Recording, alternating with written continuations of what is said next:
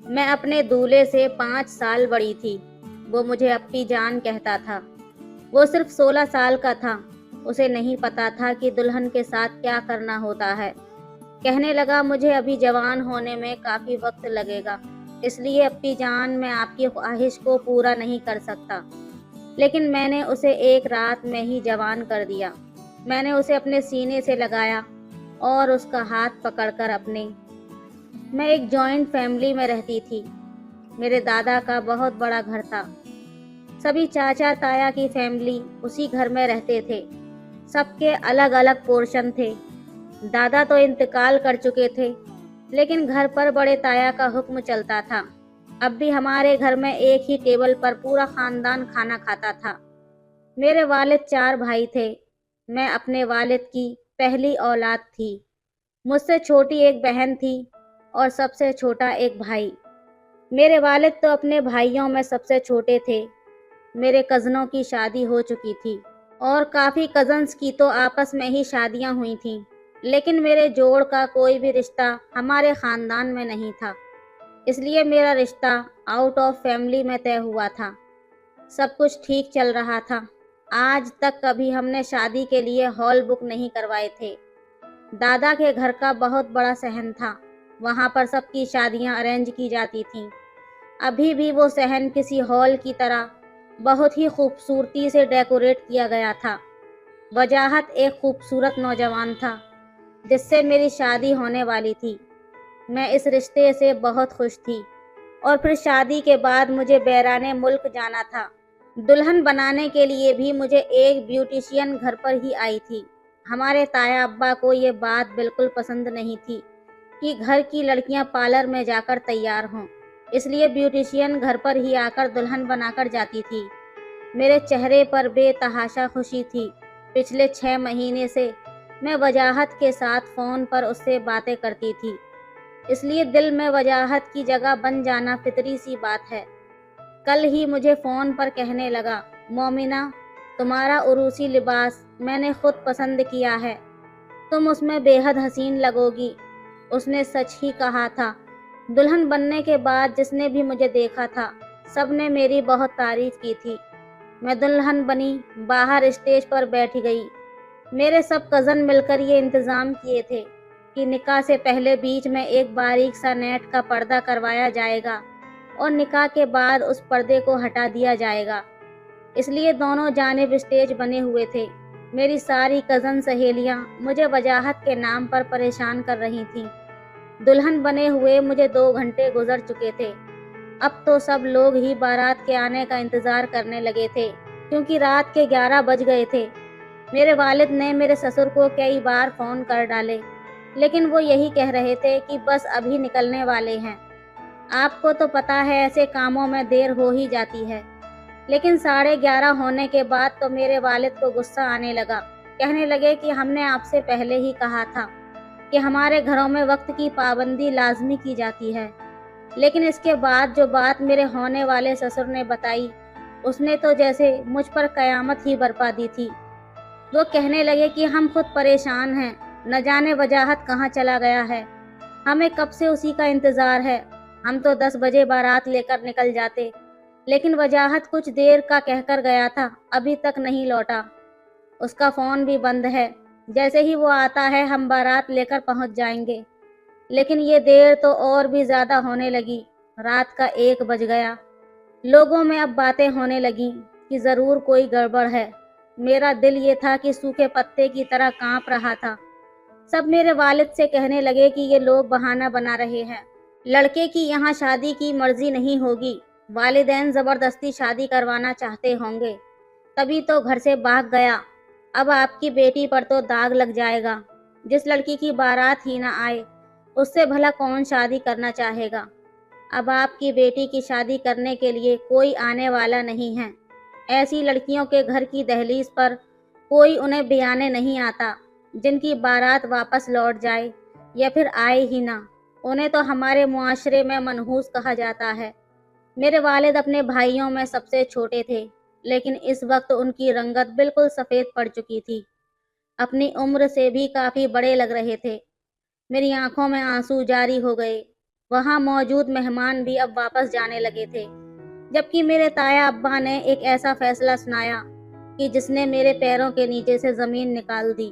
कहने लगे कि ये लड़का हमारी इज्जत के साथ खेल कर गया है। इसने क्या समझा कि ये हमारी बच्ची का तमाशा बनाएगा। हम खामोशी से देखते रहेंगे। मोमिना की शादी आज ही होगी, आज ही इसका निकाह होगा। ये सुनकर हम सब भी हैरान हुए। सबसे ज़्यादा हैरत मुझे हुई, क्योंकि मेरे ताया के तो सारे बच्चे शादीशुदा थे। ताया अब्बा कहने लगे, मोमिना का निकाह कासिम से किया जाएगा। ये सुनकर तो मेरे होश उड़ गए थे। जितनी मैं हैरान थी उतना ही कासिम भी हैरान था। वो मेरे वालिद के बड़े भाई का सबसे छोटा बेटा था, जो कि मुझसे 5 साल छोटा था। मुझे बहन की तरह समझता था। मुझे अप्पी जान कहता था। अभी महज 16 साल का था। उसने जब ये सुना तो सबके सामने कहने लगा, ताया अब्बा क्या हो गया है आपको? आप कैसी बातें कर रहे हैं? मोमिना अप्पी जान मुझसे 5 साल बड़ी हैं। मैं उन्हें अपनी बड़ी बहन की तरह समझता हूँ। मैं ये निकाह नहीं करूँगा, ना ही मेरी निकाह की कोई उम्र है। उसकी बात 100% सही थी।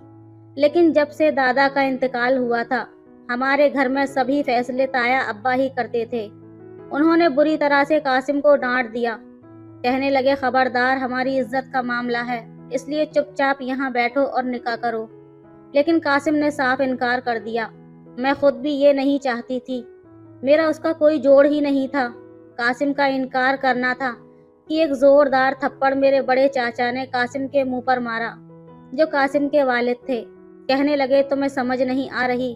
तुम्हारे बड़े अब्बा ने क्या कहा है? हमारे घर की इज्जत का मामला है। अगर तुमने मजीद कोई बकवास की तो तुम्हारा हशर बिगाड़ कर रख दूंगा। तमाम ख्वातीन खामोश खड़ी थीं। मर्दों के फैसलों के आगे किसी औरत को बोलने का कोई हक न था। मगर थप्पड़ खाने के बाद भी उसने यही कहा कि मुझे ये जोर जबरदस्ती का रिश्ता मंजूर ही नहीं है। चाहती तो मैं भी यही थी कि ये निकाह ना हो, लेकिन मेरा तो तमाशा बन चुका था। वजाहत ने तो मुझे जलील ख्वार करके रख दिया था। फोन पर तो बड़ी मीठी मीठी बातें करता था। लगता नहीं था कि ये रिश्ता उसकी मर्जी से नहीं हुआ है, यह जबरदस्ती उस पर थोपा गया है। जो इस टाइम पर वो भाग गया। मेरे चाचा ने कासिम को बहुत मारा, यहाँ तक कि उसकी नाक से उसके होंठ के करीब से खून बहने लगा। चेहरे पर नील पड़ चुके थे। मुझे उस पर तरस आने लगा, लेकिन मैं जुबान से इनकार का हक नहीं रखती थी कि खुद से इनकार कर सकती। रोते हुए उसने निकाह किया था। मैं बिल्कुल बेजान बुत की तरह थी। वो तो शायद इस तरह कहने का हक भी रखता था, लेकिन हमारे यहाँ लड़कियों को तो बोलने की इजाज़त न थी। इसलिए मैंने कोई भी ऐसा लफ्ज़ नहीं कहा जो कि मेरे और मेरे ख़ानदान की इज्जत को सबके सामने तमाशा बनाकर रख दे। मैंने सोचा कि कासिम से निकाह के बाद कह दूंगी कि मेरे हिस्से की बदकिस्मती पर उसे रोने की ज़रूरत नहीं है। वो जब चाहे दूसरी शादी कर सकता है। मेरा क्या है, बिना शादी के भी मुझे अपने घर की दहलीज पर ही बैठना था।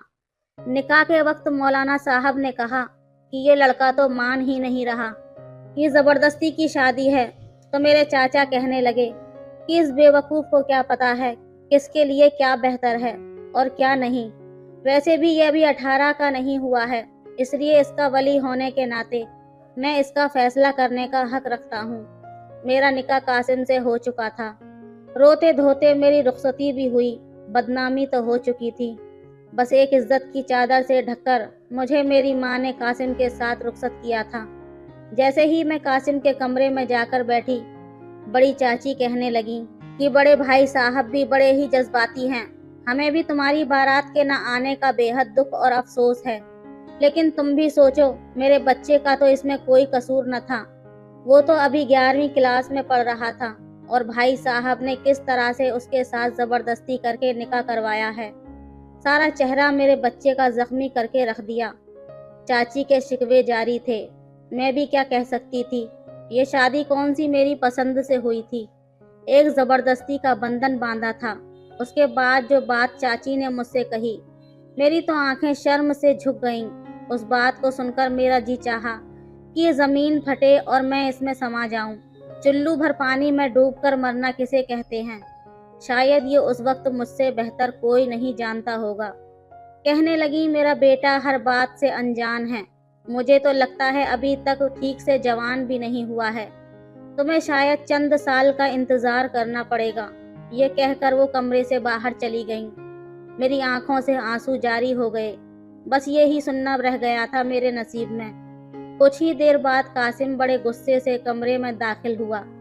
پورے کپڑے مٹی میں سنے ہوئے تھے، کیونکہ بڑے چاچا نے اسے بہت مارا تھا۔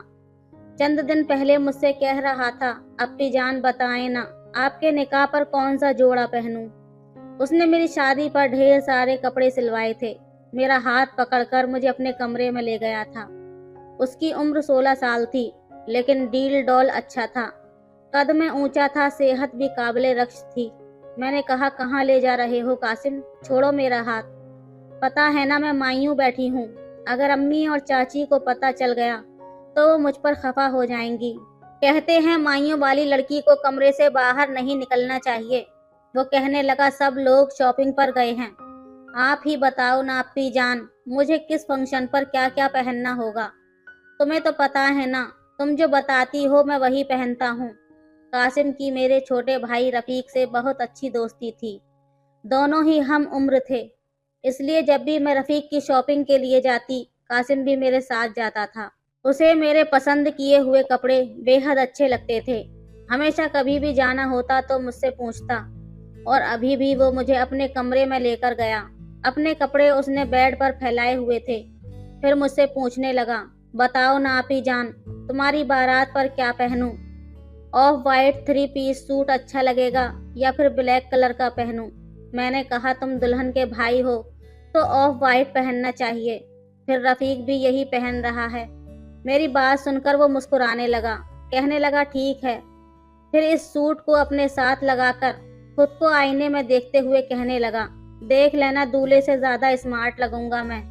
اپنی فرضی کالر کھڑا کرتے ہوئے مجھے تنگ کرنے لگا۔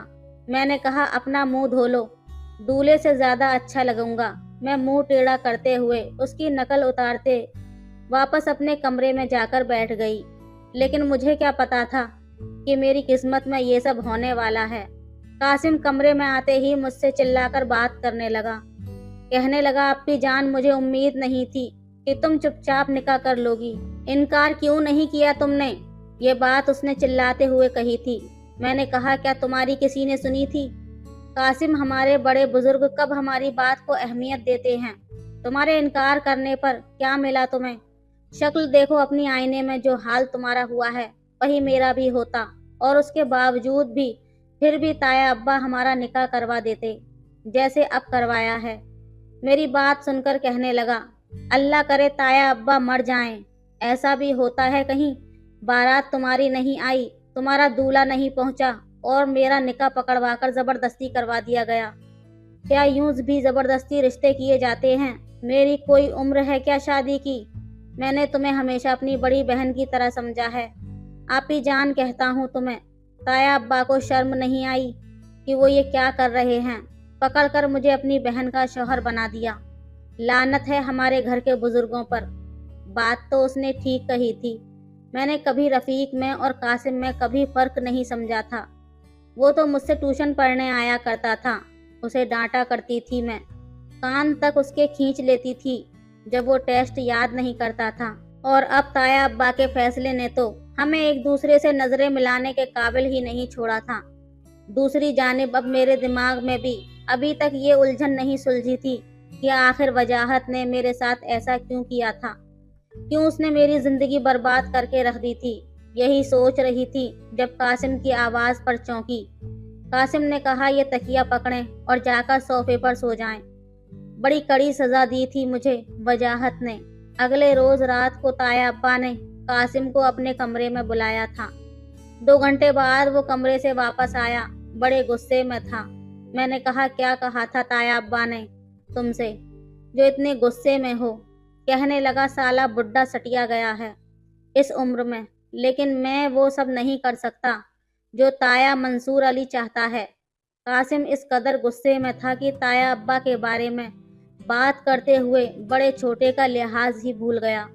میں نے کہا قاسم ادھر بیٹھو۔ میں نے اس کا بازو پکڑا، صوفے پر بٹھا دیا، پانی کا گلاس اسے دیا पानी पीने के बाद वो कुछ नॉर्मल हुआ। मैंने कहा, अब बताओ क्या बात है? क्या कहा तुमसे ताया अब्बा ने?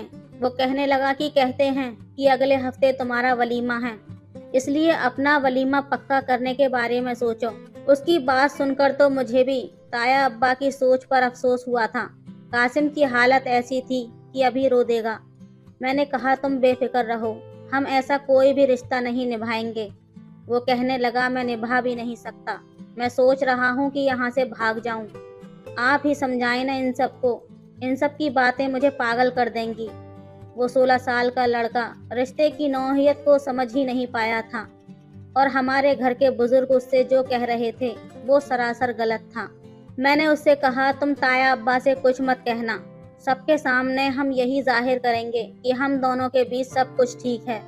बस कमरे में हम अच्छे दोस्त की तरह रहेंगे, जैसे पहले रहा करते थे। वो मेरी बात सुनकर मान गया, लेकिन जब चंद दिन के बाद वो कॉलेज जाने के लिए तैयार हुआ तो ताया अब्बा ने एक नया हुक्म सुना दिया। कहने लगे कि कासिम आज के बाद कॉलेज नहीं जाएगा। सभी नाश्ता कर रहे थे, मैं कासिम के साथ बैठी हुई थी। कहने लगा, क्यों? ताया अब्बा, मेरे पेपर होने में सिर्फ कुछ ही महीने रह गए हैं।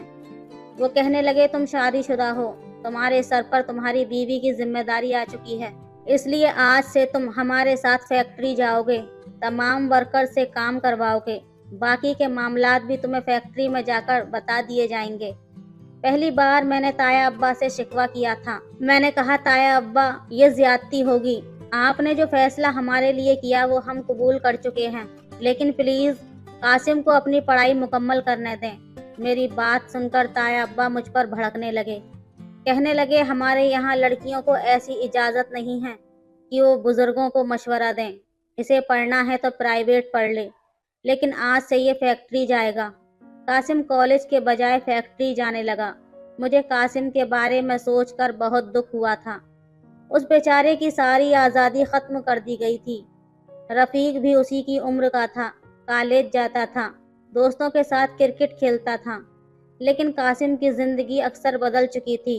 फैक्ट्री से वो सब मर्दों के साथ रात को वापस घर लौटता था। उसे पढ़ने का बहुत शौक था, इसलिए खाना खाते ही कमरे में चला जाता, अपनी किताबें खोल कर बैठ जाता। मैं जब घर के कामों से फारिग होकर कमरे में जाती तो सारे बेड पर किताबें बिखेरे बैठा होता था। मुझे देखकर कहने लगता, तुम जल्दी कमरे में नहीं आ सकती? अब जल्दी से मुझे ये समझाओ ना अप्पी जान, ये सवाल कैसे होगा? इसलिए रात को मैं उसे पढ़ाने लगती थी ताकि वो पेपर अच्छे से दे सके। जिन दिनों कासिम के पेपर थे, बड़े चाचा के कहने पर कासिम को फैक्ट्री से बस इतनी सी ही छुट्टी मिलती थी कि वो जाकर पेपर दे सके। उन दिनों कासिम आधी आधी रात तक जागकर पढ़ाई करता था, और मुझे भी उसकी तैयारी करवाने के लिए रात रात भर जागना पड़ता था। एक बार वो बेड के क्राउन से टेक लगाकर किताब पकड़े याद कर रहा था। मुझे भी शदीद नींद आ रही थी।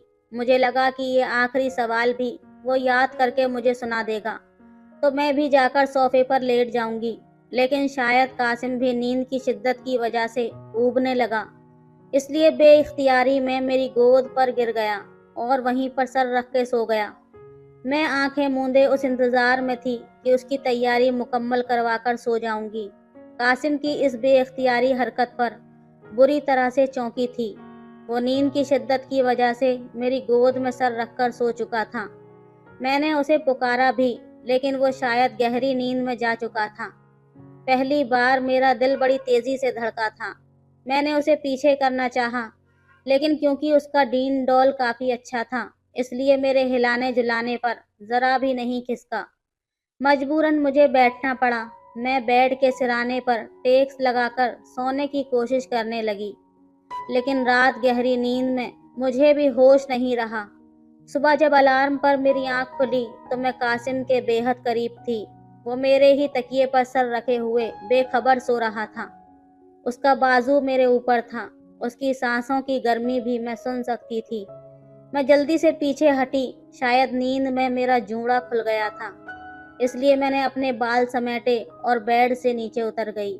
मुझे खुद पर भी गुस्सा आया। क्या ज़रूरत थी मुझे उसके बेड पर बैठकर पढ़ाने की? शुक्र है उसकी आंख नहीं खुली, वरना तो शायद हम दोनों ही एक दूसरे से नजरें ना मिला पाते। میں نے قاسم کو جگایا۔ وہ تیار ہو کر کالج چلا گیا۔ جب واپس آیا تو بہت خوش تھا۔ کہنے لگا میرا پیپر بہت اچھا ہوا ہے، تھینک یو سو مچ اپی جان۔ یہ کہہ کر اس نے میرے دونوں ہاتھ تھام کر ہونٹوں پر لگائے تھے۔ میرا دل دھک سے رہ گیا تھا۔ میں نے اپنے ہاتھ اس کے ہاتھوں سے کھینچ لیے، لیکن مجھے یہ لگنے لگا جیسے میرے اندر کے جذبات بدلنے لگے تھے۔ نہ چاہتے ہوئے بھی میں قاسم کے بارے میں سوچنے لگی تھی، لیکن وہ ویسا ہی تھا۔ اس میں بچپنا اور لاؤبالی تھی۔ ظاہر ہے اس کی عمر ہی ایسی تھی۔ لیکن جب وہ اچھے نمبروں سے پاس ہوا تو اپنا رزلٹ بتاتے ہوئے میرے گلے لگ گیا۔ کہنے لگا میں بہت خوش ہوں اور پتہ ہے یہ سب تمہاری وجہ سے ہوا ہے اپی جان۔ وہ میرے گلے سے لگ کر یہ سب کہہ رہا تھا۔ میں فوراً اس سے پیچھے ہٹی تھی۔ کچھ دن بعد اس نے یونیورسٹی جوائن کر لی تھی۔ اس کا ارادہ BBA کرنے کا تھا۔ فیکٹری پر بھی وہ بھرپور توجہ دے رہا تھا، اس لیے تایا ابا نے اس کی تنخواہ بڑھا دی تھی۔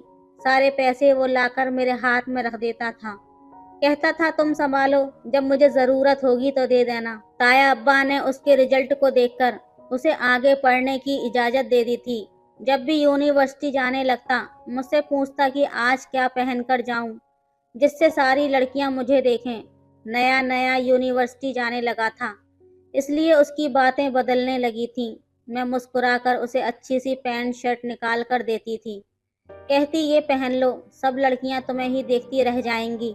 میرے مذاق کرنے پر وہ ہنسنے لگتا۔ پچھلے چند مہینوں سے قاسم کے چہرے پر الگ ہی رونق نظر آ رہی تھی، بہت خوش رہنے لگا تھا۔ ایک بار میں نے وجہ پوچھی تو کہنے لگا اسے ایک لڑکی اچھی لگنے لگی ہے، اس لڑکی سے محبت کرنے لگا ہے۔ یہ سن کر میرا دل بجھ گیا، لیکن یہ بھی سچ تھا کہ میں جانتی تھی کہ وہ میرے لیے کوئی بھی جذبات نہیں رکھتا جو میرے اور اس کے رشتے کو تقاضا دیں۔ اس نے مجھے اپنے موبائل سے اس لڑکی کی تصویر بھی دکھائی۔ مجھ سے پوچھنے لگا تم بتاؤ کیسی ہے؟ اس بار میں مسکرا نہیں سکی تھی۔ میں نے کہا بہت پیاری ہے، تمہارے ساتھ بہت اچھی لگے گی۔ کہنے لگا آپی جان تمہیں کیا لگتا ہے تایا ابا مان جائیں گے؟ کوئی فساد تو نہیں کریں گے؟ میں نے کہا تم فیکٹری سے جو کماتے ہو اس کے انسٹالمنٹ پر ایک فلیٹ خرید لو۔ جب تک تمہاری تعلیم کا سلسلہ مکمل ہوگا تب تک وہ فلیٹ تمہاری ملکیت ہو جائے گا، پھر تم اس لڑکی سے شادی کر کے اسے اس فلیٹ میں رکھ لینا۔ قاسم کو میرا یہ مشورہ اچھا لگا۔ اس نے ایسا ہی کیا۔ جیسے ہی اس کی پڑھائی کمپلیٹ ہوئی تھی وہ ایک فلیٹ کا مالک بن چکا تھا۔ پھر مجھ سے کہنے لگا میں رابیل سے شادی کرنا چاہتا ہوں، کیا تم میرا رشتہ مانگنے رابیل کے گھر جاؤ گی؟ میں نے کہا کس رشتے اور کس حیثیت سے قاسم؟ میری بات سن کر وہ چپ ہو گیا تھا۔ کہنے لگا یہی تو مسئلہ ہے، میں رابیل کو تمہارے اور اپنے رشتے کے بارے میں نہیں بتا سکتا، پھر وہ مجھ سے شادی نہیں کرے گی۔ وہ کہنے لگا اگر تم ایک بار سچ چھپا کر میرا رشتہ رابیل سے طے کر دو تو یقین مانو ایک بار رابیل سے شادی ہونے کے بعد میں امی ابو کو منا لوں گا۔ میں رابیل کے گھر قاسم کی کزن کی حیثیت سے گئی، رشتہ پکا کر کے آئی تھی۔ جب انہیں یہ معلوم ہوا کہ قاسم رابیل کی شادی کے بعد الگ رکھے گا تو انہیں اعتراض نہ تھا۔ انہی دنوں میرا BP ہائی رہنے لگا، میرے سر میں درد تھا۔ عورت کے لیے سوتن لفظ شاید ہمیشہ ہی اذیت کا باعث بنتا ہے۔ میں بھی ایسی ہی کسی کیفیت سے گزر رہی تھی۔ میری طبیعت زیادہ خراب ہوئی تو قاسم مجھے ڈاکٹر کے پاس لے گیا۔ ڈاکٹر نے مجھے بلڈ پریشر کی میڈیسن دے دی۔ میں قاسم کے ساتھ ہاسپٹل سے باہر جانے لگی تھی جب اچانک سے ایک ویل چیئر میرے سامنے آ کر رکی۔ یہ شاید میں اس ویل چیئر کے سامنے اچانک سے آ گئی تھی۔ وہ وارڈ بوائے مجھ سے معذرت کرنے کی کوشش کرنے لگا جو ویل چیئر چلا رہا تھا، شاید کسی مریض کو لے کر جا رہا تھا۔ جیسے ہی میری نظر اس مریض پر پڑی میرے ہوش اڑ کر رہ گئے۔ ویل چیئر پر بیٹھا شخص وضاحت تھا جو مجھے حیرت سے دیکھ رہا تھا۔ مجھے دیکھتے ہی ویل چیئر سے اٹھ کر کھڑا ہو گیا۔ کہنے لگا مومنہ تم؟ میں نے کہا مر گئی مومنہ، مار دیا تم نے اسے۔ میں نے تمہارا کیا بگاڑا تھا وجاہت جو تم نے مجھے اتنی بڑی سزا دی؟ اگر مجھ سے شادی کا ارادہ نہیں تھا تو منگنی کیوں کی تھی؟ मैं रोने लगी। वो कहने लगा कि उसकी गाड़ी का एक्सीडेंट हो गया था और वो पिछले 4 सालों से कोमा में था। बस कुछ महीने पहले ही होश में आया हूँ। जब होश आया तो पता चला तुम्हारी शादी हो गई है। मैंने कहा शादी नहीं, बर्बादी।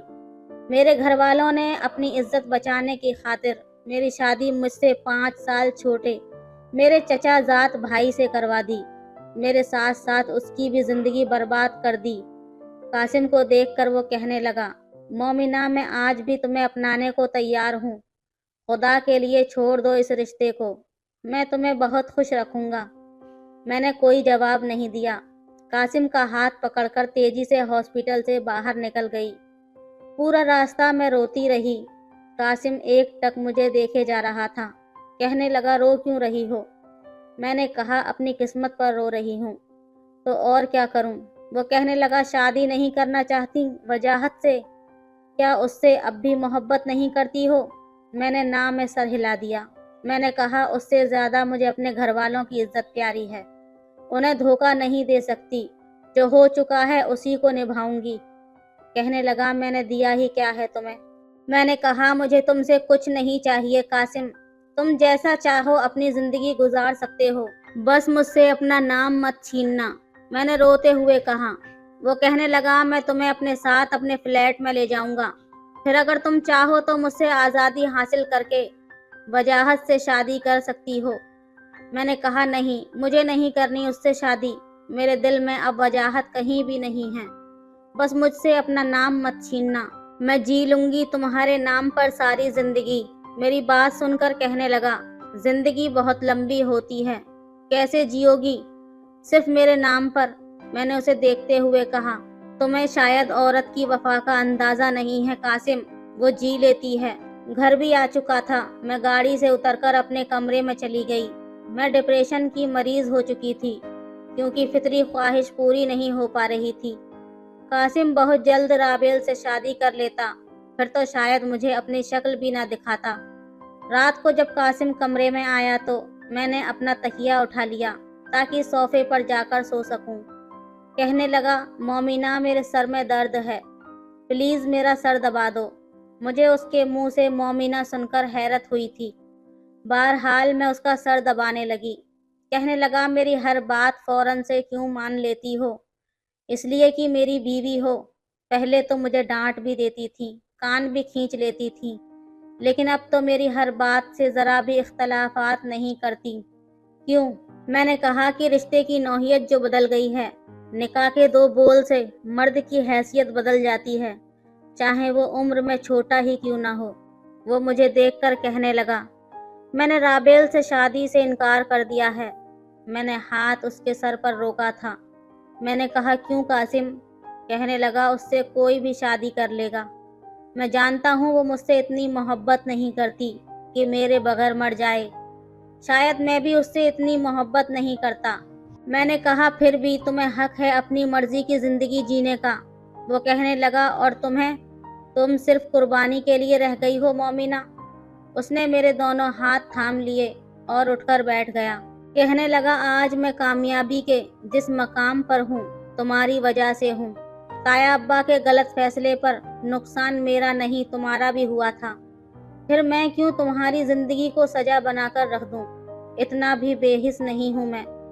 ये कहकर उसने मेरे हाथों को अपने होंठों से लगाया था। मेरा दिल एक बारगी से धड़का था। वो कहने लगा, मेरे नाम के साथ तुम मेरे साथ जिंदगी गुजारने की भी हकदार हो। ये कहकर उसने मेरे बालों को एक क्लेचर से आज़ाद किया था। मुझे बड़ी महवियत से देख रहा था। कहने लगा, मुझे अंदाज़ा ही नहीं था कि तुम्हारे बाल इतने हसीन हैं। तुम बहुत अच्छी हो मोमिना। जानती हो, मर्द को औरत का हुस्न शायद सिर्फ मुतासिर करता है, लेकिन उसकी वफा उसे खरीद लेती है। तुम्हारी वफा ने मुझे खरीद लिया। निकाह के रिश्ते की हकीकत का अंदाज़ा कासिम को शायद तब हुआ था। आपका क्या ख्याल है? क्या वाकई औरत की वफा मर्द को खरीद लेती है? मर्द औरत की वफा से यूं ही पिघल जाता है जैसे कासिम? आप अपनी राय कमेंट में ज़रूर बताएं। वीडियो अच्छी लगे तो लाइक करें, शेयर करें, सब्सक्राइब करें। धन्यवाद। मैं एक अमीर ज़ादी का ड्राइवर था। वो नशे के सिगरेट पीती और छोटे छोटे लिबास पहनकर आवारा लड़कों के साथ सारी सारी रात पार्टी करती। मेरा दिल उसके दिलकश बदन को देखकर मचलता था, लेकिन वो मुझे ज़रा भी घास न डालती। इसलिए एक रात जब वो नशे में धुत थी, मैं उसे गाड़ी की पिछली सीट पर ले गया। उसने भी मदहोशी में मुझे पकड़ लिया। फिर मैंने उसके साथ बड़ी ही सादगी के साथ मेरा उससे निकाह हुआ था। निकाह कबूल करते वक्त उसकी आंखों से आंसू बह रहे थे। मैं उसकी सिसकियां सुन रहा था। वो मेरे मालिक की बेटी थी। हालांकि मैं जानता था कि मेरा और उसका कोई जोड़ नहीं है, लेकिन मैं मजबूर हो गया था, या शायद मर्द की अना को ये बात गवारा नहीं थी औरत उसे नीचा दिखाने की कोशिश करे। उसने भी तो ऐसा ही किया था मेरे साथ, बहुत जलील किया था मुझे। मगर इस वक्त वो मेरे कमरे में मेरी बीवी की हैसियत से बैठी थी, लेकिन मैं इतनी हिम्मत नहीं जुटा पा रहा था कि कमरे में बैठी अपनी बीवी के पास जा सकूं। मैं सर पकड़े अपने छोटे से सहन में चरपाई पर बैठा था। उसकी रोने और सिसकने की आवाज़ मुझे अब भी सुनाई दे रही थी।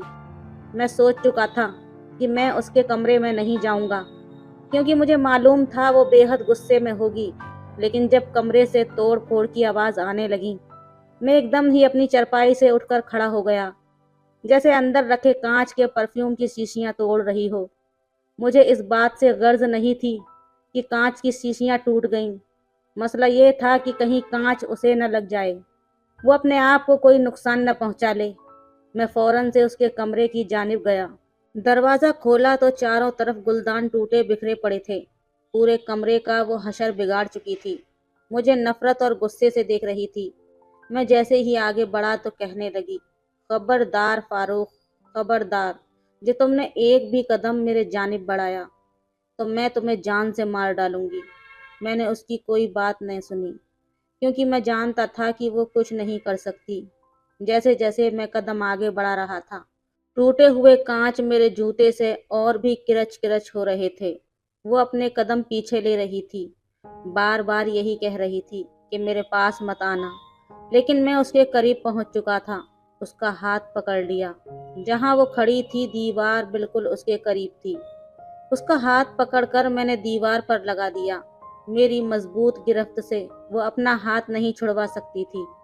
उसकी रोई रोई गुलाबी आंखें मेरे दिल के तार हिलाने लगीं। मैंने कहा, ये क्या हरकतें कर रही हो, होश में तो हो। वो कहने लगी, मुझे नफरत है तुमसे। मैंने कहा, रूबी मेरी बात सुनो। लेकिन वो चिल्लाकर बोली, कहने लगी, खबरदार जो तुमने मेरा नाम भी लिया। बीबी साहिबा बोलो मुझे, अपनी औकात मत भूलो। एक मुलाजिम हो तुम, अदना से मुलाजिम। तुमसे निकाह करना मेरी सबसे बड़ी मजबूरी थी, समझे। वही गुरूर, वही घमंड, जिसने मेरे अंदर आग सी लगा कर रख दी। मैंने उसके हाथ को जोर से दबाया था। वो करहाने लगी। मैंने कहा, बस बहुत हो चुका। बहुत याद दिला दी तुमने मुझे मेरी हैसियत। आज मैं तुम्हें बताता हूँ कि तुम्हारी हैसियत क्या है। अब तुम रूबी औरंगजेब नहीं हो, तुम आज से मेरी बीवी हो, एक गरीब अदना ड्राइवर की बीवी, समझी। चाहे तुमने मुझे मजबूरन अपनाया हो, लेकिन निकाह तुमने मुझसे किया है। अगर मजीद तुमने कमरे में तोड़ फोड़ की तो निकाह का मतलब तुम्हें बहुत अच्छे से समझा दूंगा। मैं बहुत गुस्से में पहली बार उसकी आंखों में आंखें डाले उससे बात कर रहा था। आज तक न मैंने कभी उससे इस लहजे में बात की थी, ना ही कभी उसकी आंखों में यूं देखा था। कुछ देर के लिए ही सही, लेकिन वो चुप हो गई थी। मैंने उसका हाथ छोड़ दिया, अपना गुस्सा जब्त करने लगा। मेरा तनफ्फुस बुरी तरह से बिगड़ने लगा था। मैं उन मर्दों में से हरगिज नहीं था जो गुस्से और जलाल में रहते हैं। मेरा तो ये हाल था कि नौकर क्या और नखरा क्या, बहुत कुछ सहना पड़ता है हम लोगों को। ये गरीबी इंसान को सबसे पहले सब्र ही तो करना सिखाती है। बहुत बदतमीजी बर्दाश्त की थी मैंने इस लड़की की। मैंने उसे वहीं छोड़ा और कमरे से बाहर निकल गया। बाहर सहन में बिछी चरपाई पर लेट गया। मेरा सर पूरी तरह से दर्द कर रहा था। गुजरती जिंदगी के लम्हात मुझे याद आने लगे। मुझे याद आने लगा कि अपनी अब्बा की वजह से जब पहली बार औरंगजेब साहब के घर ड्राइवर की नौकरी के लिए गया था, मेरे वालिद बहुत बीमार रहने लगे थे। اور میرے باپ کے علاوہ میرا کوئی دوسرا نہ تھا۔ والدہ پہلے ہی انتقال کر چکی تھیں، بہن بھائی کوئی تھا نہیں۔ والد کی بیماری کی وجہ سے مجھے اپنی تعلیم کا سلسلہ بھی چھوڑنا پڑا۔ سفید رنگ کی وردی پہنے اپنے والد کے سیٹ کے سامنے میں با ادب کھڑا تھا۔ وہ شخص پینٹ کوٹ میں ملبوس تھا، منہ میں سگار رکھے مجھے بڑے غور سے دیکھ رہا تھا۔ کہنے لگا، ڈرائیونگ لائسنس ہے تمہارے پاس؟ میں نے کہا، جی صاحب، لائسنس ہے میرے پاس۔ ابا نے گاڑی چلانی سکھائی تھی مجھے، اور لائسنس بھی میں نے بنوا لیا تھا۔ کہنے لگے کہ نور محمد کو میں نے اپنی بیٹی کے لیے رکھا تھا، نہایت ہی سیدھا اور شریف انسان تھا، اور تم نوجوان سے لڑکے ہو، اس لیے میرے لیے فیصلہ کرنا مشکل ہے کہ میں تمہیں روبی کا ڈرائیور رکھوں یا نہ رکھوں۔ مجھے اس وقت پیسوں کی بہت زیادہ ضرورت تھی، اور میرے پاس فی الحال نوکری بھی نہیں تھی۔ میں نے کہا، صاحب جی آپ بے فکر رہیں، آپ کی عزت میری عزت ہے، میری رگوں میں بھی نور محمد کا ہی خون گردش کر رہا ہے۔ مر جاؤں گا لیکن کبھی بھی آپ کے ساتھ دھوکے بازی نہیں کروں گا۔ آپ بے فکر رہیں، آپ کی عزت کی طرف آنکھ اٹھا کر بھی نہیں دیکھوں گا۔ میری بات سن کر وہ مسکرانے لگے، کہنے لگے، بس ٹھیک ہے، روبی کو جہاں بھی جانا ہوگا تم اسے لے کر جاؤ گے۔ میں نے کہا، جی صاحب۔ وہ کہنے لگے، جب تک وہ گھر سے باہر ہوگی تم اس کے ساتھ ساتھ رہو گے۔ میں نے حامی بھر لی۔ میں نہیں جانتا تھا کہ وہ لڑکی اس قدر گھمنڈی اور بدتمیز ہوگی۔ کالج میں اس لڑکی کا آخری سال تھا، اور ان دنوں اس کے فائنل ایگزام چل رہے تھے۔ مجھے وکیل بننے کا بے حد شوق تھا، اس لیے میں LLB کر رہا تھا، لیکن مجھے پڑھائی اپنی بیچ میں ہی چھوڑنی پڑی۔ اس بات کا مجھے بہت زیادہ افسوس تھا۔ وہ لڑکی میرے ساتھ بہت ہی زیادہ غلط رویہ اختیار کرتی تھی۔ ایک بار میرے ساتھ کالج سے واپس آ رہی تھی، کہنے لگی، آئس کریم پارلر پر گاڑی روکو۔ میں نے گاڑی روک دی۔ کہنے لگی، جاؤ باہر سے جا کر میرے لیے آئس کریم لے کر آؤ۔ میں نے کہا، جی بی بی صاحبہ۔ میں اس کے لیے اندر سے جا کر آئس کریم لے آیا۔ اس وقت وہ گاڑی سے باہر نکل کر کسی سے فون پر بات کر رہی تھی۔ میں نے آئس کریم جیسے ہی اس کے سامنے کی اور کہا کہ بی بی صاحبہ یہ آئس کریم لو، بے دہانی میں اس کا ہاتھ آئس کریم پر لگ گیا۔ وہ آئس کریم ساری کی ساری اس کے کپڑوں اور جوتوں پر گر گئی۔ وہ کہنے لگی، یو بلیڈی باسٹرڈ، اندھے ہو گئے تھے کیا؟ دکھائی نہیں دیتا تمہیں؟ تم نے میرے سارے کپڑے خراب کر دیے۔ اس نے فون بھی بند کر دیا تھا۔ بے شک میں ایک ڈرائیور تھا، لیکن ایک مرد بھی تھا۔ عورت کی زبان سے گالی سننا میرے لیے اس وقت آسان نہیں تھا۔ میری غیرت جوش میں آئی تھی۔ وہاں سے آنے جانے والے بہت سے لوگوں نے دیکھا تھا، غلطی میری نہیں تھی، اسی کی تھی۔ اس کی زبان سے گالی سن کر تو میرے وجود میں آگ سی لگ گئی تھی۔ میں نے اپنی مٹھیاں بھینچ لیں۔ اگر میرے والد بیمار نہ ہوتے تو میں اس لڑکی کو اچھا جواب دیتا۔ میں نے کہا، آئی ایم سوری بی بی صاحبہ۔ کہنے لگی، میرا ساری یونیفارم تم نے خراب کر دیا، میرے جوتوں پر آئس کریم گرا دی، چلو صاف کرو میرے جوتے۔ یہ سن کر تو مجھے حیرت کا جھٹکا لگا۔ میں اتنا بھی گڑا پڑا انسان نہیں تھا کہ اس لڑکی کے بیچ بازار میں جوتے صاف کرتا۔ میں نے کہا، میں آپ کے جوتے صاف نہیں کر سکتا۔ یہ سننا تھا کہ وہ آگ ببولا ہو گئی۔ کہنے لگی، کہیں کے منسٹر لگے ہو کیا؟ تمہاری حیثیت کیا ہے میرے آگے؟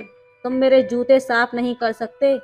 چٹکی بجا کر کہنے لگی، 2 منٹ میں تمہیں نوکری سے فارغ کروا دوں گی، یہ اکڑ کسی اور کو دکھانا۔ جوتے صاف کرو میرے۔ میرے والد اس وقت ہاسپٹل میں نہ ہوتے، میرے سر پر صرف ان کی بیماری سوار تھی، جس کا خرچ اس کا باپ بھر رہا تھا۔ اس بد دماغ لڑکی پر مجھے غصہ تو بہت آیا، لیکن میں نے گاڑی سے ٹیشو نکال کر اس کے جوتے صاف کرنے لگا۔ اپنے ماں باپ کی اکلوتی بیٹی تھی، بے تحاشا لاڈلی تھی، اس لیے شاید باپ نے سر پر چڑھا رکھا تھا۔ اس کے پیپر ختم ہوئے تو یونیورسٹی میں داخلہ لے لیا۔ اتفاقاً یہ تھا کہ میں نے بھی اسی یونیورسٹی سے تعلیم حاصل کی تھی، لیکن مجھے بیچ میں ہی اپنی تعلیم کا سلسلہ ختم کرنا پڑا۔ میرے والد ہاسپٹل سے گھر تو واپس آ گئے تھے، لیکن ہر وقت چرپائی پر پڑے رہتے۔ صبح صبح مجھے اپنے والد کے لیے کھانا بنا کر آنا پڑتا تھا۔ ان کو ناشتہ میں خود ہی کرواتا، ساری میڈیسن بھی میں ہی کھلاتا تھا۔ میرے پڑوس میں ایک عورت رہتی تھی، ان کا رویہ اچھا تھا، میری والدہ سے ان کے اچھے تعلقات تھے، مجھے بیٹوں کی طرح سمجھتی تھیں۔ ان کی ایک بیٹی بھی نہایت ہی شریف قسم کی لڑکی تھی، अच्छी सुलझी हुई तमीज़दार थी, मुझे पसंद भी बहुत थी और उसकी नज़रों में भी अपनी पसंदगी देख चुका था। इसलिए सेठ के घर जाने से पहले मैं उसे कहकर आया था कि वो मेरे बाबा को दोपहर का खाना वक्त पर खिला दिया करे और दवाई भी दे दिया करे। तो मुझसे कहती थी, फारूक आप खाना क्यों बनाते हैं, मैं पका दिया करूँगी। मैंने कहा नहीं, बस तुम सिर्फ मेरे वालिद को देख लिया करो, यही एहसान बहुत है। कहने लगी, एहसान किस बात का, पड़ोसियों के भी तो कुछ हुकूक होते हैं। मैं उसकी मुस्कुराहट का जवाब मुस्कुराहट से दे सकता था। एक बार मैं रूबी को यूनिवर्सिटी लेने गया तो वो आवारा और अय्याश किस्म के लड़कों के साथ बातें कर रही थी। मैं लड़कों को जानता था, वो निहायत ही अय्याश किस्म के लड़के थे। मुझे रूबी का लड़कों से इस तरह बात करना ठीक नहीं लगा। मुझे देखकर वो लड़कों से हाथ मिलाकर बाय कहकर गाड़ी में आकर बैठ गई। गाड़ी चलाने के दौरान मैंने रूबी से कहा, बीबी साहिबा आप इन लड़कों से बातचीत मत किया करें। मेरी बात सुनकर उसने हैरत का इजहार किया। कहने लगी, तुम कौन होते हो मुझे कहने वाले, मेरा जिससे जी चाहेगा मैं उससे बात करूंगी।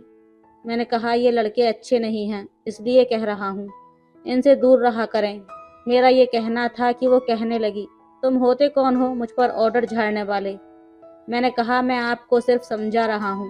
वो कहने लगी, अपनी समझ अपने पास रखो। हर बात पर वो लड़की मुझे जलील करती थी। मैंने उसको उसके हाल पर छोड़ दिया। अक्सर वो फ़ोन पर किसी न किसी लड़के से बात कर रही होती थी। उन बातों से मुझे अंदाज़ा हुआ कि वो किसी लड़के से मोहब्बत करती है और शायद वो उन लड़कों में से एक लड़का था जो यूनिवर्सिटी में अय्याश नौजवानों में से एक था।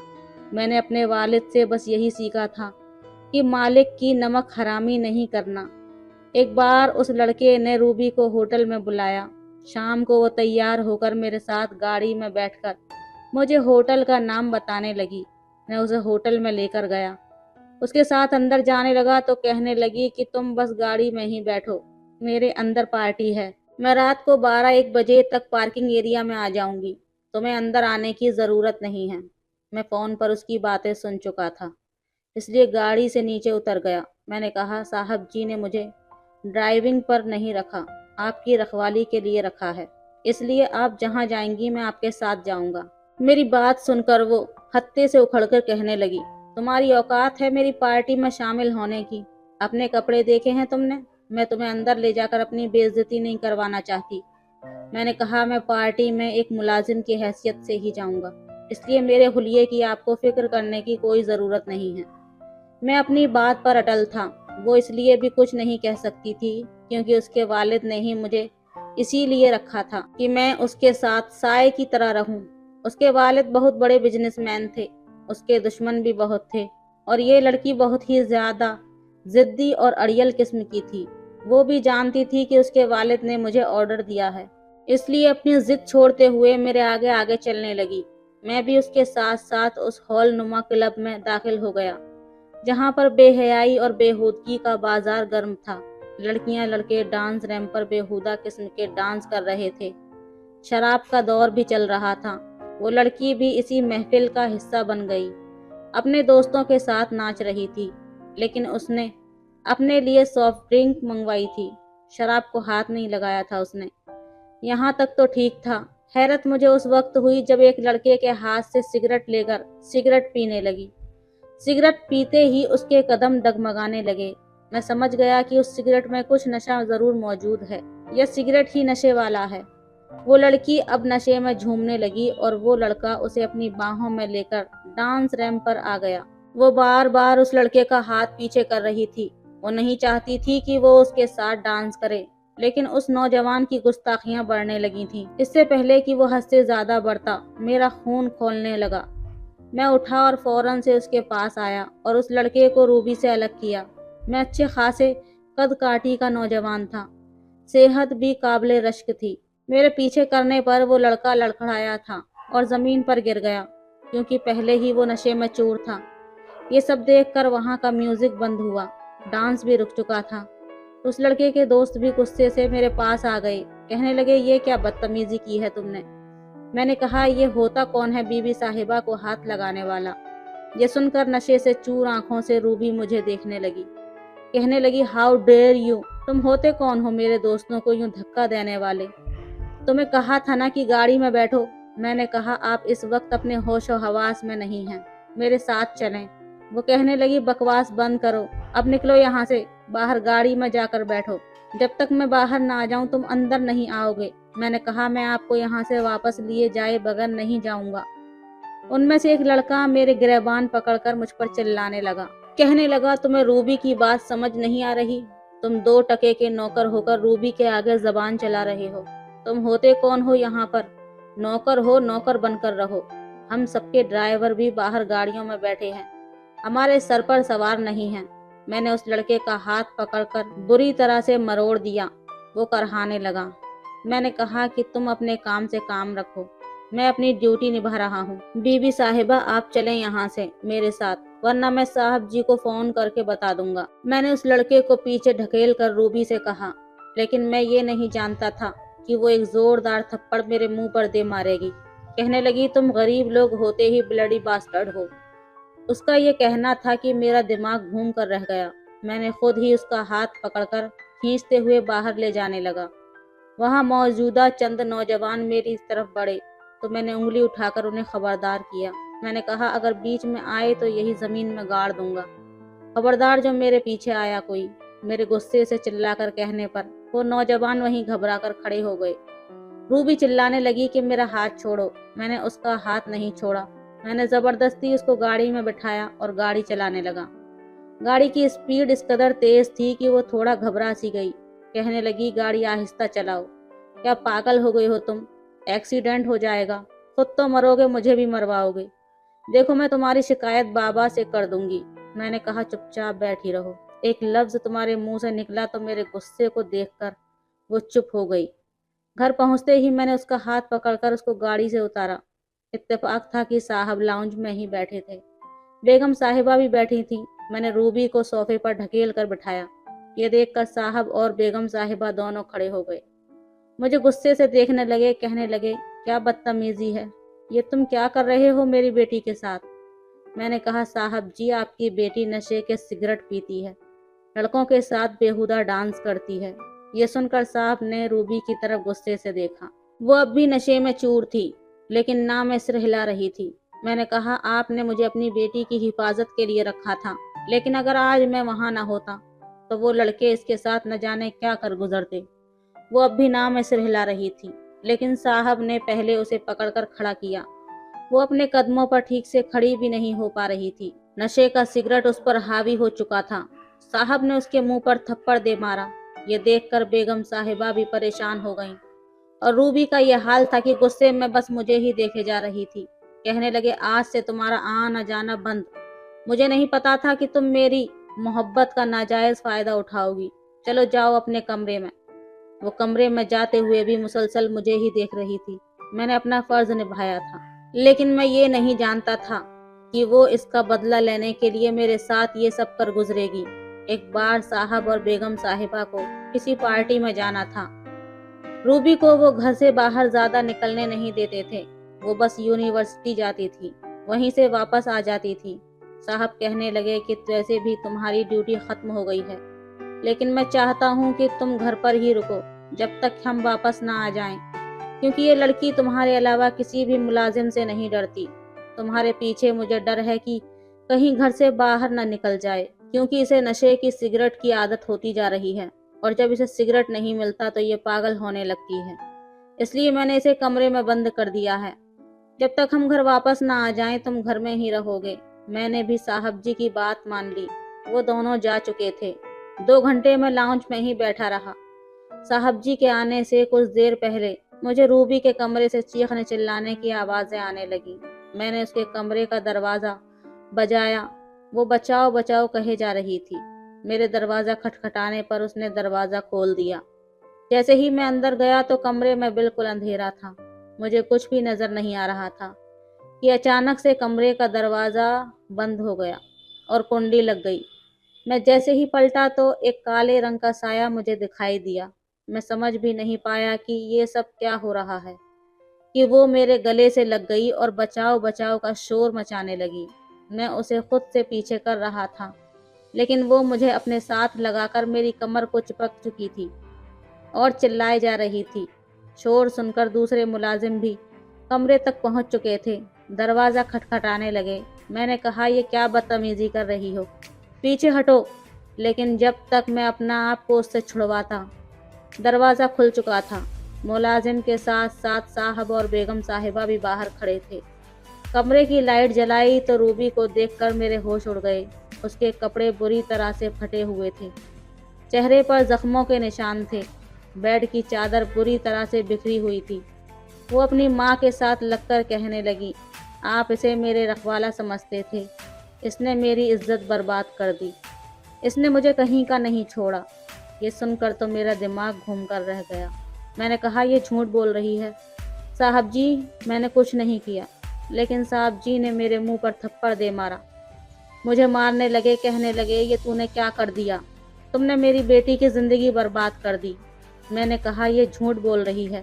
انہوں نے میری ایک بات نہ سنی اور مجھے دھکے دے کر گھر سے نکال دیا۔ میں واپس اپنے گھر آ گیا۔ میں کچھ بھی نہیں کر سکتا تھا۔ میں نہیں جانتا تھا کہ وہ لڑکی میرے ساتھ ایسا کچھ کر جائے گی۔ میری عزت کا جنازہ وہ نکال چکی تھی۔ لیکن اگلے ہی روز مجھے صاحب جی کا فون آیا۔ انہیں ہارٹ اٹیک ہوا تھا، مجھے ہاسپٹل بلا رہے تھے۔ یہ سن کر مجھ سے رہا نہیں گیا۔ شاید ان سے یہ صدمہ برداشت نہیں ہوا تھا۔ جب میں ہاسپٹل پہنچا تو وہاں پر نکاح خواں موجود تھے۔ روبی روئے جا رہی تھی۔ صاحب جی کہنے لگے کہ تم نے میری بیٹی کو برباد کیا ہے، اب تم اس سے نکاح کر لو۔ میں شاید ان کی بات سے انکار کر دیتا، لیکن جس حالت میں وہ لیٹے ہوئے تھے، مجھے یہ ڈر تھا کہ کہیں میرے انکار پر ان کی حالت مزید نہ بگڑ جائے۔ میں نے روبی سے نکاح کر لیا۔ ساتھ ہی صاحب جی کے کہنے پر میں اسے اپنے گھر بھی لے آیا۔ اب وہ میرے کمرے میں میری بیوی کی حیثیت سے بیٹھی تھی، لیکن ابھی بھی اس کی اکڑ کم نہیں ہوئی تھی۔ صبح جب میری آنکھ کھلی تو میں سوچ چکا تھا کہ مجھے کیا کرنا ہے۔ میں نے کمرے کا دروازہ کھٹکھٹایا۔ صبح کے 9 بج رہے تھے اور اسے جلدی اٹھنے کی عادت نہیں تھی۔ میرے دروازہ کھٹکھٹانے پر روبی نے دروازہ کھولا تھا۔ مجھے دیکھ کر اس کے چہرے پر ناگواری چھائی تھی۔ میں نے کہا، اٹھ گئی تم؟ یہ وقت ہے تمہارے اٹھنے کا؟ چلو جاؤ، جا کر میرے لیے ناشتہ بناؤ۔ میری بات سن کر وہ مجھے حیرت سے دیکھنے لگی، کہنے لگی، تم ہوتے کون ہو مجھ سے یہ سب کہنے والے؟ میں اس کے قریب آیا، اسے غصے سے دیکھنے لگا۔ میں نے کہا، بتاؤں تمہیں میں کون ہوں؟ وہ میرے لہجے کو سن کر گھبرائی تھی، کہنے لگی، مجھے چائے بنانی نہیں آتی۔ میں اسے کچن میں لے کر گیا، اسے چائے بنانی سکھائی، اپنے سارے کام میں اسی سے کروانے لگا، اپنا رشتہ بھی اس پر جتانے لگا، لیکن اس کے قریب نہیں آیا تھا۔ اور اس کی ایک بہت بڑی وجہ تھی۔ جب میں باہر جاتا تو گھر کا تالا لگا کر جاتا تھا۔ ایک بار میں گھر پر آیا تو روبی کمرے سے پھر سے چلا رہی تھی، چیخ رہی تھی کہ مجھے اس قید خانے سے باہر نکالو۔ میں جب کمرے میں گیا تو وہ رو رہی تھی، مجھے دیکھ کر میرے پاس آ گئی۔ اس وقت اس کی رنگت پیلی پڑ چکی تھی۔ مجھ سے کہنے لگی، فاروق، مجھے سگریٹ چاہیے، مجھے کچھ ہو رہا ہے، مجھے سگریٹ نہیں ملی تو میں مر جاؤں گی، میرا جسم ٹوٹ رہا ہے۔ وہ نشے کے سگریٹ کی عادی ہو چکی تھی اور اس وقت اسے سگریٹ کی طلب ہو رہی تھی۔ وہ بے بسی سے رو رہی تھی۔ میں نے کہا کہ کوئی سگریٹ نہیں ملے گا تمہیں۔ وہ میرے سامنے رونے لگی، کہنے لگی، میں مر جاؤں گی، تمہیں کیوں سمجھ نہیں آتا، مجھے سگریٹ لا کر دو ورنہ میں تمہیں بھی مار ڈالوں گی۔ وہ کسی جنگلی بلی کی طرح سے میری طرف لپکی، لیکن میں نے اس کے دونوں ہاتھ تھام لیے۔ میں نے کہا، خود پر ترس نہیں آتا تمہیں؟ کیوں اپنی زندگی برباد کرنا چاہتی ہو؟ لیکن وہ بے اختیار ہونے لگی، پھوٹ پھوٹ کر رونے لگی، کہنے لگی، میرا پورا بدن ٹوٹ رہا ہے، مجھے نشہ چاہیے، فاروق مجھے بس ایک سگریٹ لا دو، تم جو کہو گے میں کروں گی۔ ایسا بے بس میں نے اسے پہلے کبھی نہیں دیکھا تھا، لیکن میں اسے کمرے میں چھوڑ کر باہر نکل گیا، اس کا کمرہ بھی لاک کر دیا۔ وہ دروازہ کھٹکھٹا رہی تھی، میری منت سماجت کر رہی تھی کہ میں اسے ایک سگریٹ دے دوں۔ جس دن صاحب کا مجھے فون آیا تھا، انہوں نے مجھے یہی بتایا تھا کہ وہ روبی کو کسی لڑکے سے بات کرتے سن چکے تھے۔ اس لڑکے کے کہنے پر ہی روبی نے یہ سب ڈرامہ کیا تھا تاکہ صاحب مجھے گھر سے باہر نکال دیں، کیونکہ میرے ہوتے ہوئے وہ روبی کو سگریٹ نہیں پہنچا سکتا تھا۔ روبی مجھ سے کچھ ڈرتی تھی اور گھبراتی بھی تھی، دوسرے ملازم سے نہیں ڈرتی تھی۔ پھر وہ نوجوان بھی کلب میں مجھ سے مار کھا چکے تھے، اس لیے چاہتے تھے کہ میں مالک کو چھوڑ کر چلا جاؤں، ताकि रूबी से वो नशे की आड़ में जो चाहे करवाते रहें। इसलिए साहब जी के कहने पर मैंने रूबी से निकाह किया था। हार्ट अटैक का सारा ड्रामा रचाया गया था ताकि रूबी इनकार ना कर दे। जब से वो वहां आई थी उसे सिगरेट नहीं मिल रही थी और अब वो बेबस होने लगी थी। माँ बाप की बेतवज्जो की वजह से वो ऐसी लत में पड़ चुकी थी। जो इलाज उसका यहाँ हो सकता था वो उसके घर पर नहीं हो सकता था। काफी देर तक वो दरवाजा बजाती रही, फिर शायद थक कर दरवाजा बजाना छोड़ चुकी थी। मैं किचन में आया, खाना बनाया। जब खाना लेकर उसके कमरे में गया तो दरवाजे पर ही नीम दराज थी। मैंने खाना बेड पर रखा, फिर उसे सहारा देकर बेड तक लेकर आया।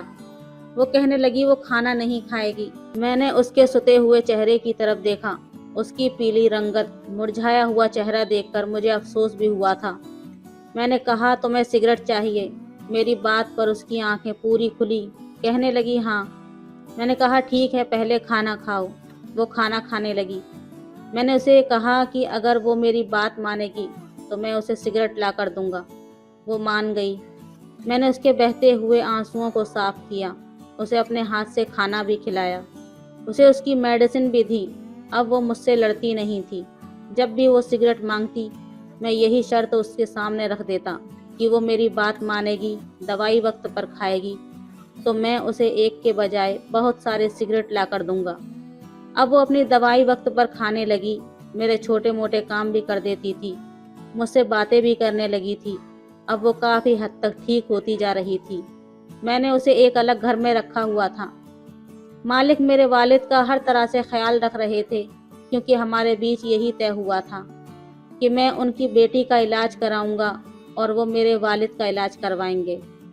मेरा रूबी से निकाह हुआ ज़रूर था, लेकिन वो सिर्फ एक मुआहदा था। मुझे उसे छूने की इजाज़त न थी। जब वो मुकम्मल ठीक हो जाती तो मुझे उसे इस रिश्ते से आज़ाद करना था। क्योंकि वो मुझसे डरती थी, इसलिए साहब जी को लगा कि मैं उसका इलाज कर सकता हूँ। मैं काफ़ी हद तक इसमें कामयाब भी हो चुका था। उसका ख्याल भी रखता था, उसे डांटता भी नहीं था। अब पता ही नहीं चला कब मुझे रूबी से मोहब्बत हो गई। एक रात जब मैं घर आया तो मुझे अपने ही घर में शोर की आवाज़ें आ रही थीं। जब मैं कमरे में गया तो रूबी के पास वही लड़के मौजूद थे। न जाने वो घर में कैसे दाखिल हुए। वो उसे ज़बरदस्ती शराब पिलाने की कोशिश कर रहे थे और वो इनकार कर रही थी। मैंने उन लड़कों को मार मार कर लहूलुहान कर दिया था और पुलिस के हवाले कर दिया। वो लड़के मेरा पीछा करते हुए रूबी तक पहुंच चुके थे ताकि उसे नशा देकर अपने साथ ले जा सकें और उसके बाप से पैसों की डिमांड कर सकें, क्योंकि पहले नशे के सिगरेट की आड़ में वो रूबी से पैसे लेते थे जो मेरी वजह से उनके बंद हो चुके थे। मैंने उन लड़कों को पुलिस के हवाले कर दिया था। रूबी उस वक्त बेहद डरी हुई थी। कहने लगी फारूक तुम न होते तो वो मुझे अपने साथ ले जाते, शायद पता नहीं मेरे साथ क्या करते, मुझे फिर से नशे का आदी बना देते। मैंने कहा मैं क्यों न होता, मुझे तो होना ही था। तुम्हारा मुहाफिज जो हूँ मैं, तुम मेरी जिम्मेदारी हो रूबी। मेरी बात सुनकर वो बेइख्तियार मेरे गले लग गई और मैं उसकी इस हरकत पर हैरान हुआ था। कहने लगी मैंने तुम्हें बहुत गलत समझा था फारूक, तुम बहुत अच्छे हो। मैंने तुम्हारे साथ बहुत बुरा सलूक किया, तुम्हें न जाने क्या क्या कहती रही, मुझे माफ़ कर दो। वो रो रो कर अपनी हर गलती की माफ़ी मांग रही थी और मैं बिल्कुल बेहिस खड़ा था। कहने लगी मैं तुमसे मोहब्बत करने लगी हूँ, तुम्हें दिल से शौहर मान चुकी हूँ, मुझे मेरा हक भी दे दो। ये सुनकर मेरे होश उड़े थे, क्योंकि मैं अपने वादे का पाबंद था। बड़ी मुश्किल से मैंने रूबी को खुद से जुदा किया था और कमरे से बाहर निकल गया। मेरे दिल की धड़कनें तेज हुई थीं। वो शरीयत मेरी बीवी थी, लेकिन मैं नमक हरामी नहीं कर सकता था। मैंने मालिक को फ़ोन पर कह दिया कि आपकी बेटी बिल्कुल ठीक हो चुकी है, उसे ले जा सकते हैं आप। कुछ ही देर में वो मेरे घर आ गए। कहने लगे मैं तुम्हें मुंह मांगी रकम दूंगा। तुमने वो कर दिखाया जो मैं सोच भी नहीं सकता था। जब उन्होंने रूबी को साथ ले जाना चाहा तो वो मुझे देखने लगी। सारा सच अपने बाप के मुंह से सुनकर कहने लगी कि मैं कोई बेजान चीज़ नहीं हूँ बाबा, जिसे आप जिस तरीके से चलाना चाहें चला सकें। मेरा निकाह हुआ है फारूक से, मैं इसे छोड़कर कहीं भी नहीं जाऊंगी।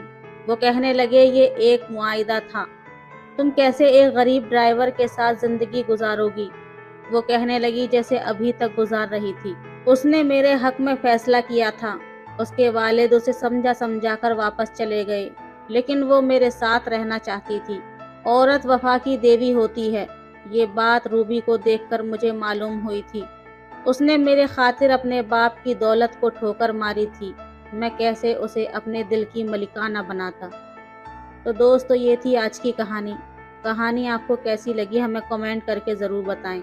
ویڈیو اچھی لگے تو لائک کریں، شیئر کریں، سبسکرائب کریں۔ دھنیہ واد۔